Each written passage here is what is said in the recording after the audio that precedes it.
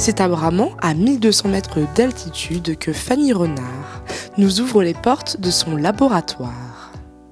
Dans cette pièce rénovée avec goût, Fanny prépare des savons à l'odeur exquise. Inspirée par le nom d'un sommet des Andes, elle a choisi d'appeler sa savonnerie Alpamaya. Une jeune artisan qui connaît depuis juillet 2020 un succès inattendu. Des savons créés à la main avec des produits bio et nobles. Alors j'utilise beaucoup d'huile végétale pour la base de ma pâte à savon, donc de l'huile d'olive, de l'huile de tournesol, du beurre de karité, enfin voilà, différentes huiles. Quand les savons sont parfumés, j'utilise des huiles essentielles uniquement, pas de parfum de synthèse. Et effectivement, j'ai plusieurs recettes de savon dans lesquelles j'ai des ajouts que je fais avec des produits locaux. Donc j'ai du miel de montagne que je prends directement au producteur et également du lait de brebis bio qui vient d'à côté de chez nous, là, à Beaune au-dessus de Saint-Michel. Fanny crée elle-même ses recettes, tout en respectant un cahier des charges strict.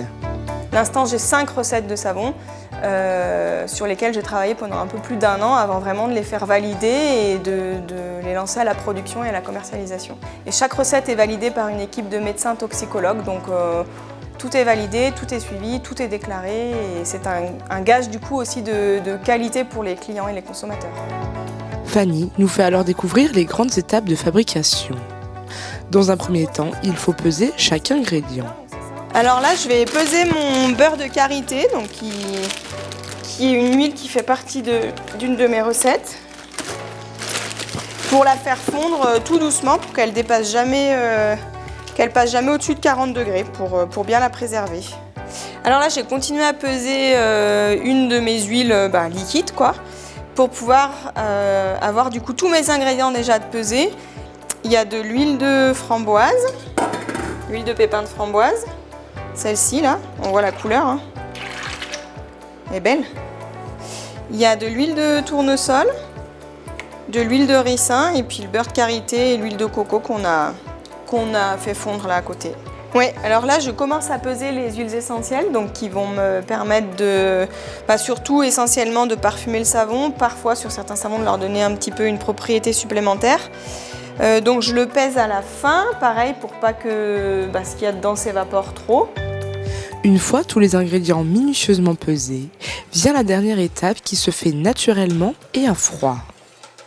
Cette transformation entre la base et le corps gras est à l'origine de la formation du savon final. On utilise une base forte, donc là moi j'utilise de la soude, des perles de soude que je dilue pour faire ce qu'on appelle la lessive de soude. Et cette base forte, on la mélange à des corps gras. Et en fait, la soude va manger les corps gras pour transformer en savon et en glycérine. Et un savon, il est surgras, plus ou moins surgras, quand on met plus ou moins trop d'huile par rapport à ce que la soude va pouvoir manger. Moi, là, tous mes savons sont très surgras, c'est-à-dire que je vais mettre plus d'huile que la soude va pouvoir en manger, donc il va en rester dans les savons à l'état pur. Et à la fin, avant d'intégrer mes huiles essentielles s'il y en a, je verse ma soude et la réaction commence. Je l'agite pour que par elle-même, elle s'accélère un peu. Je la moule et la réaction va se finir dans le moule. Fanny prépare avec soin son moule afin de faciliter l'étape suivante et d'éviter tout risque de fuite.